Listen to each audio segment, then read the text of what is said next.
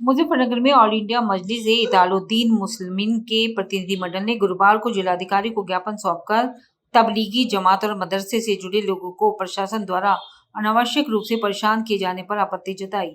जिला अध्यक्ष मौलाना इमरान कासमी के नेतृत्व में सौंपे गए ज्ञापन में कहा गया कि हाल के दिनों में जमात से जुड़े कार्यकर्ताओं, मदरसा संचालकों व छात्रों से बिना किसी ठोस कारण के पूछताछ और दबाव बनाया जा रहा है, जिससे समुदाय में भय का वातावरण पैदा हो रहा है।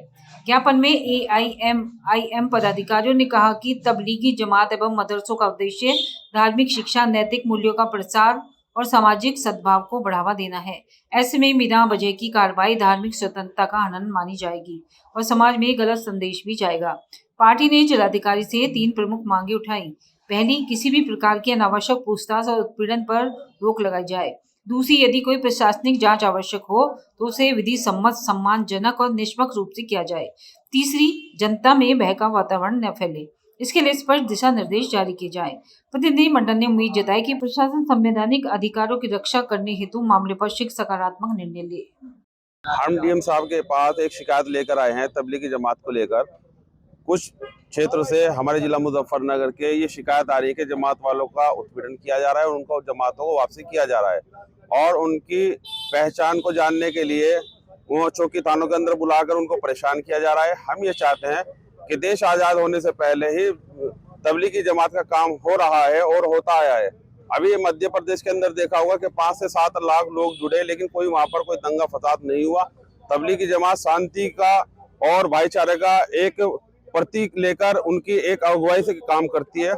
अगर प्रशासन को तबलीगी जमात वालों से परेशानी है और वे चाहते हैं कि ये क्या काम करते हैं, तो मैं मांग करना चाहूंगा शासन प्रशासन के कि चिल्ले के लिए 4 महीने के लिए LIU के एक आदमी को 4-4 महीने की जमात में भेज दिया जाए। उनको मालूम हो जाएगा कि तबलीग वाले क्या काम करते हैं और किस चीज की क्या नाम है वो शिक्षा देने का काम करते हैं। लेकिन सिर्फ टोपी और दाढ़ी को देखकर परेशान ना किए जावे, पहले उनकी जांच करा ली जाए कि वे क्या काम करते हैं। वे बुराई से रोकते हैं, चोरी से रोकते हैं, झूठ बोलने से रोकते हैं, इस तरह की वे शिक्षा देने का काम करते हैं।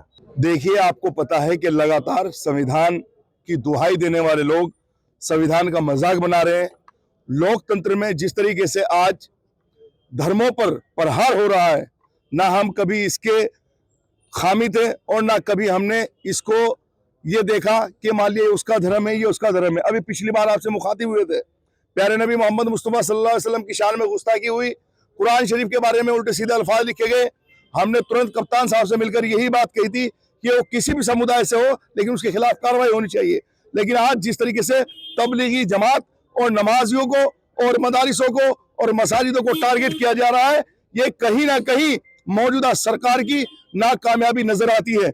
अगर मौजूदा सरकार सर समाज की दुहाई देती है, सर्वजन हिताय सर्वजन सुखाय के नारे को बुलंद करती है, तो उनकी जिम्मेदारी है कि अभी सभी धर्मों का इस भारत के अंदर जिस तरीके से सम्मान होता हुआ है, तो वो कोई भी किसी भी धर्म से बिलोंग करता हो, लेकिन अगर इस तरह के हालात रहेंगे तो इससे कहीं ना कहीं भारत के अंदर जो देखने को मिला है, इसी तरह जो सच्चे लोग हैं वो विरोध करते नजर आएंगे इन चीजों का। हम बैरिस्टर असदुद्दीन ओवैसी साहब के सिपाही है और हम आपके चैनल के माध्यम से बताते हैं कि अगर जल्द से जल्द ऐसे लोगों के खिलाफ कार्रवाई नहीं हुई या मान लिया कोई भी इस तरीके के हालात को पैदा कर रहा है या संविधान की धज्जियां उड़ाने की कोशिश कर रहा है, तो हम सड़कों पर आने पर भी पीछे नहीं हटेंगे।